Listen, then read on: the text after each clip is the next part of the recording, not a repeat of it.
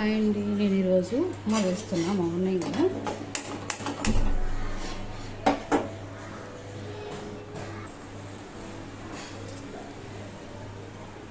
Oil వేసుకోవాలి.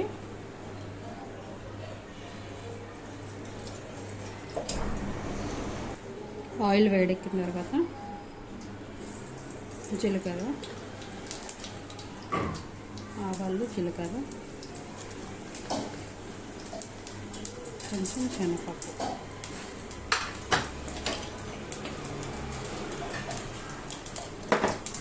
రెండు ఎండుమిరపకాయలు,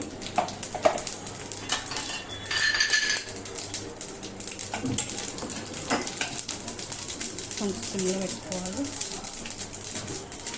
ఇప్పుడు మనం ఆనియన్స్, పచ్చిమిర్చి, కరివేపాకు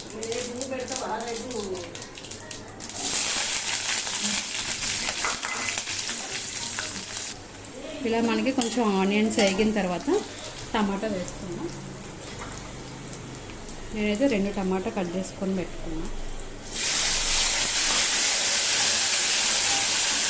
టమాటా వేసిన తర్వాత కొంచెం మనం సాల్ట్ వేసుకున్నాం. సాల్ట్ వేసుకుంటే బేగా మగ్గిపోతుంది.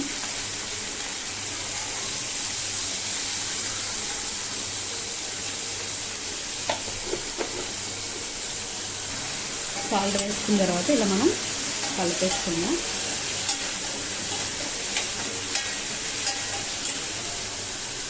కలుపుకొని సిమ్లో పెట్టుకొని మూత పెట్టుకుందాం.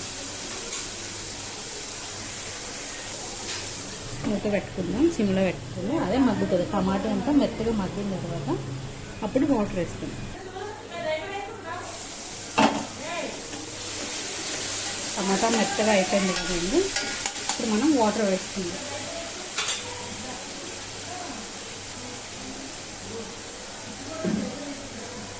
ఇప్పుడు మనం ఏ గ్లాస్తో అయితే ఉప్మా రవ్వ వేస్తున్నామో అదే గ్లాస్తో మీరు పలుచగా కావాలంటే 3 గ్లాసులు వేసుకోవచ్చు. లేదు మనకి కొంచెం మీడియం సైజులో కావాలంటే 2 గ్లాసెస్ వాటర్ వేసుకోవచ్చు. ఇప్పుడు మనం సాల్ట్ చూసుకుందాం సరిపోయిందా లేదా.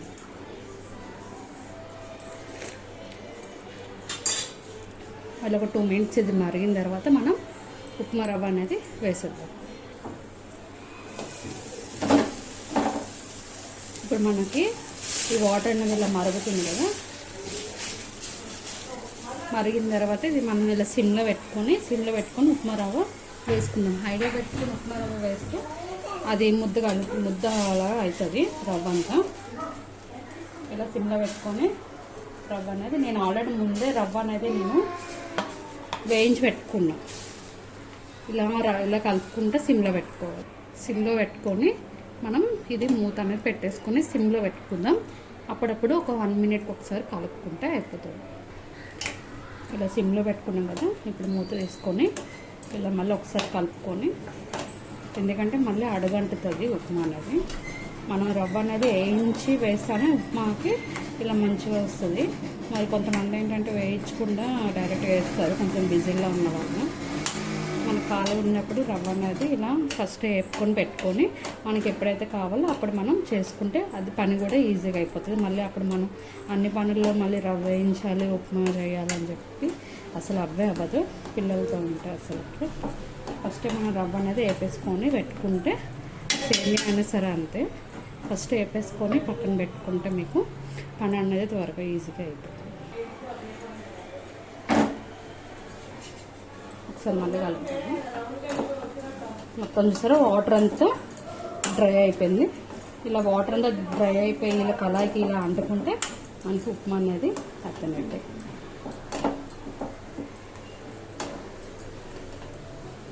రెడీ అయిపోయింది అండి ఉప్మా. ఫస్ట్ ఎప్పుడైనా రవ్వ వేయించుకొని పెట్టుకోండి. మీకు వీలైనప్పుడు ఖాళీ ఉంటారు కదా, మీరు ఖాళీ ఉండేటప్పుడు రవ్వ అంతా వేయించుకొని పెట్టుకొని ఇలా పోపు పెట్టుకున్న వెంటనే వాటర్ వేసుకున్న వెంటనే మీరు రవ్వ యాడ్ చేసుకోవచ్చు. మళ్ళీ ఒక పక్క రవ్వ యాడ్ చేసుకొని మళ్ళీ ఒక పక్క పోపు వేసుకున్నామంటే చాలా టైం పడుతుంది. ఇది ఒక మంచి మనకి కొంచెం పని తగ్గిస్తుంది ఉప్మా వల్ల. ఇప్పుడు స్టవ్ ఆఫ్ చేసుకొని మనం ప్లేట్లో సర్వ్ చేసుకోవడమే. థ్యాంక్ యూ అండి. నా ఛానల్ని సబ్స్క్రైబ్ చేసుకోండి, లైక్ కొట్టండి.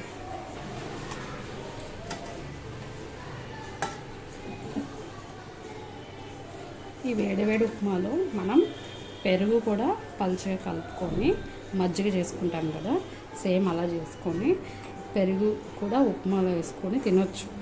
అంటే ఇప్పుడు మనం ఉప్మా అనేది వేడి కదా, కొంచెం అది మనం మజ్జిగ యాడ్ చేసుకొని తింటే చాలా అంటే కొంచెం మన వేడి రాకుండా కొంచెం చల్లగా ఉంటుంది, మళ్ళీ టేస్ట్ కూడా బాగుంటుంది.